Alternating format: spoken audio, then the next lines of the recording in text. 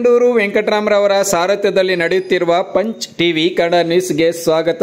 ಶ್ರೀ ಶರಣ ನುಲಿಯ ಚೆನ್ನಯ್ಯನವರ ಜಯಂತಿಯನ್ನು ಕೋಲಾರ ಜಿಲ್ಲಾ ಕೊರಚ ಕೊರಮ ಕ್ಷೇಮಾಭಿವೃದ್ಧಿ ಸಂಘ ಹಾಗೂ ಜಿಲ್ಲಾಡಳಿತ ವತಿಯಿಂದ ಕೋಲಾರ ನಗರದಲ್ಲಿ ಪುಷ್ಪ ಪಲ್ಲಕ್ಕಿಗಳ ಮೆರವಣಿಗೆಯೊಂದಿಗೆ ಅದ್ದೂರಿಯಾಗಿ ಆಚರಣೆ ಮಾಡಲಾಯಿತು. ಕನ್ನಡ ಭವನದಲ್ಲಿ ಶ್ರೀ ಶರಣ ನುಲಿಯ ಚೆನ್ನಯ್ಯನವರ ಜಯಂತಿಯನ್ನು ಆಚರಣೆ ಮಾಡಲಾಯಿತು. ಈ ಕಾರ್ಯಕ್ರಮದಲ್ಲಿ ಕನ್ನಡ ಮತ್ತು ಸಂಸ್ಕೃತಿ ಇಲಾಖೆಯ ಸಹಾಯಕ ನಿರ್ದೇಶಕರಾದ ವಿಜಯಲಕ್ಷ್ಮಿ, ಕೋಲಾರ ಜಿಲ್ಲಾ ಕೊರಚಕೊರ್ಮ ಕ್ಷೇಮಾಭಿವೃದ್ಧಿ ಸಂಘದ ಜಿಲ್ಲಾಧ್ಯಕ್ಷ ಸಿ.ವಿ. ಬಾಲಕೃಷ್ಣ, ಜಿಲ್ಲಾ ಕಾರ್ಯದರ್ಶಿ ಬಿ.ಎಂ. ವೆಂಕಟರಾಮ್, ಜಿಲ್ಲಾ ಪ್ರಧಾನ ಕಾರ್ಯದರ್ಶಿ ಸುರೇಶ್, ಸಂಘಟನಾ ಕಾರ್ಯದರ್ಶಿ ಶಿವಶಂಕರ್, ಉಪಾಧ್ಯಕ್ಷ ಅಮರೀಶ್, ಗೌರವಾಧ್ಯಕ್ಷ ಸೀತಾರಾಮಯ್ಯ, ಖಜಾನ್ಸಿ ಕೆ. ರಮೇಶ್, ಮುಖಂಡರಾದ ಆರ್. ರವಿ ಚಿನ್ನಾಪುರ, ಮಹಾಲಕ್ಷ್ಮಿ, ಲಕ್ಷ್ಮೀಪತಿ, ಆನಂದ್, ಲಕ್ಷ್ಮೀನಾರಾಯಣ ಮುಂತಾದ ಅನೇಕ ಮುಖಂಡರುಗಳು ಈ ಕಾರ್ಯಕ್ರಮದಲ್ಲಿ ಹಾಜರಿದ್ದರು. Kittandur Venkataram, punch TV news, Kolar.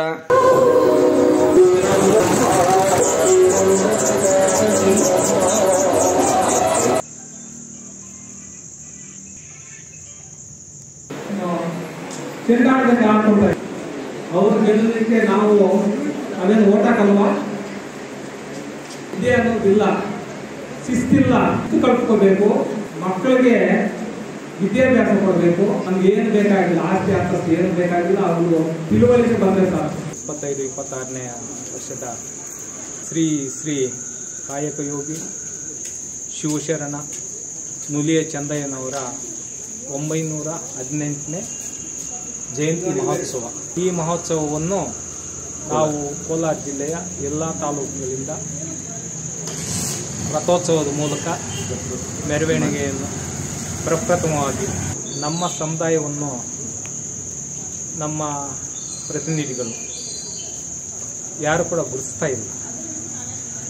ನಾವು ಹೇಳಿದ್ದೀವಿ, ಆಗಲೇ ಹೇಳಿದ್ದೀವಿ, ಸರ್ ನಮ್ಮದು ಬೆರಳೆ ಎಣಿಕೆಯಷ್ಟು ಜನ ಇದ್ದಾರೆ ಜಿಲ್ಲೆಯಲ್ಲಿ, ಆದ್ದರಿಂದ ತಮ್ಮ ಅನಿಸಿಕೆ ಅಭಿಪ್ರಾಯಗಳನ್ನು ಕೂಡ ನಮಗೆ ಮಾರ್ಗಸೂಚಿಯಾಗಿ ಹೇಳಬೇಕು.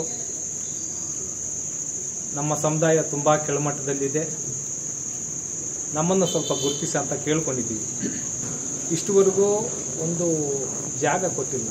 ಸಮುದಾಯ ಭವನ ಬೇಕು ಅಂತ ಕೇಳಿದ್ವಿ, ಸಮುದಾಯ ಭವನ ಇಲ್ಲ. ಸುಮಾರು ದಿನಗಳಿಂದ ಕೇಳಿದ್ದೀವಿ, ಸಮುದಾಯ ಬೇಕು, ನಮ್ಮ ಸಮುದಾಯಕ್ಕೆ ಒಂದು ಜಾಗ ಬೇಕು, ಹಾಸ್ಟೆಲ್ ಕಟ್ಟಬೇಕು ಅಂತ ನಮ್ಮ ಜನಾಂಗದವರೆಲ್ಲ ಭವನ ಕಟ್ಕೊಡ್ಬೇಕು. ಅವು ಜಿಲ್ಲಾ ಕೇಂದ್ರದಲ್ಲಿ ಮತ್ತು ತಾಲೂಕು ಕೇಂದ್ರಗಳಲ್ಲೂ ತಾಲೂಕು ಒಂದೊಂದು ಸಮುದಾಯ ಭವನ ಬೇಕು ಅಂತ ನಾವು ಬೇಡಿಕೆ ಇಟ್ಟಿದ್ದೀವಿ. ಮುಖ್ಯಮಂತ್ರಿಗಳ ಸಿದ್ದರಾಮಯ್ಯ ಅವರು ಮತ್ತು ಉಪಮುಖ್ಯಮಂತ್ರಿಗಳಾದ ಡಿ ಕೆ ಶಿವಕುಮಾರ್ ಅವರು, ಈ ಉಸ್ತುವಾರಿ ಸಚಿವರು ಜಿಲ್ಲಾ ಉಸ್ತುವಾರಿ ಡಿ ಕೆ ಸುರೇಶ್ ಸರ್ ಅವರು, ಮತ್ತು ಇಲ್ಲಿ ಇರುವ ಶಾಸಕರಾದ ಕೊತ್ತೂರು ಮಂಜುನಾಥ್ ಅವರು, ಎಸ್ ಪಿ ಸಾಹೇಬರು, ಮಲ್ಲೇಶ್ ಬಾಬು ಅವರು, ವಿಧಾನ ಪರಿಷತ್ನ ಸದಸ್ಯರುಗಳು ಇದೆಲ್ಲ ಸ್ಪಂದಿಸಿ ಸ್ವಲ್ಪ ನಮಗೆ ಈ ಅನುದಾನ ಕೊಡಿಸಿ ನಮ್ಮನ್ನು ಕೂಡ ಸ್ವಲ್ಪ ಉತ್ತೇಜನ ಮಾಡಬೇಕಂತ ನಮ್ಮ ಸರ್ಕಾರದಲ್ಲಿ ಮನವಿ ಮಾಡ್ತಾ ಇದ್ದೀವಿ.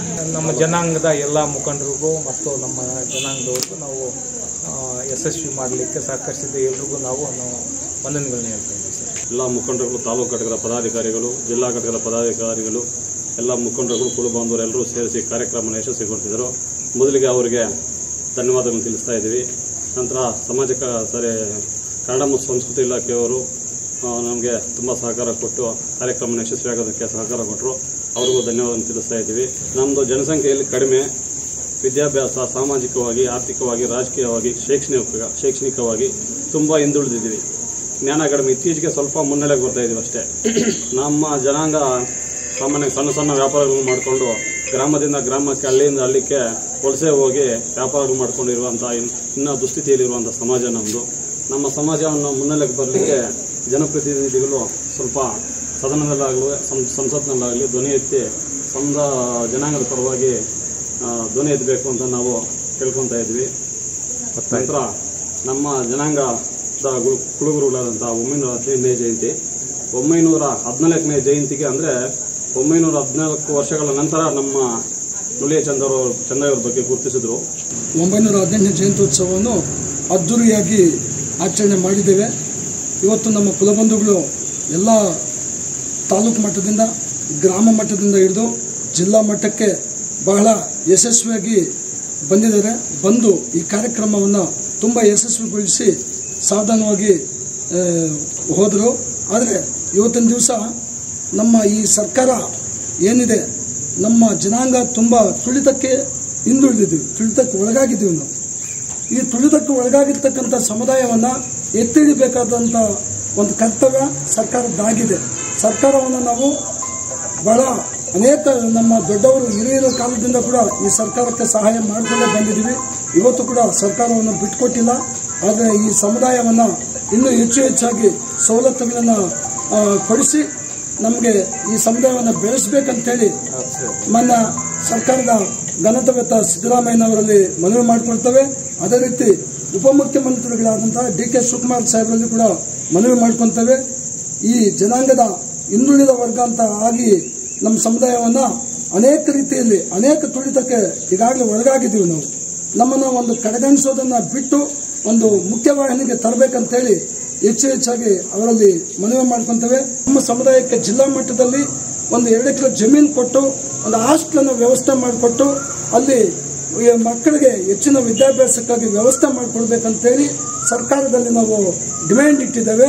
ಎಲ್ಲ ನಮ್ಮ ಸಂಪತ್ತುಗಳೆಲ್ಲ ನಾವು ಲಾಸ್ ಮಾಡ್ಕೋತೀವಿ. ಆದರೆ ಒಂದ್ಸತಿ ನಾವು ವಿದ್ಯೆಯನ್ನು ಕಲಿತರೆ ಅದು ಕೊನೆಯವರೆಗೂ ಕೂಡ ನಮ್ಮ ಜೊತೆಯಲ್ಲಿ ಇರ್ತದೆ ಅಂತ ಒಂದು ಮುಖ್ಯ ಉದ್ದೇಶದಿಂದ ನಾವು ಎಲ್ಲರಿಗೂ ನಮ್ಮ ಸಮುದಾಯದ ಯುವಕರಿಗೆ ನಾವು ಮನವರಿಕೆ ಮಾಡಿಕೊಡ್ತಾ ಇದ್ದೀವಿ.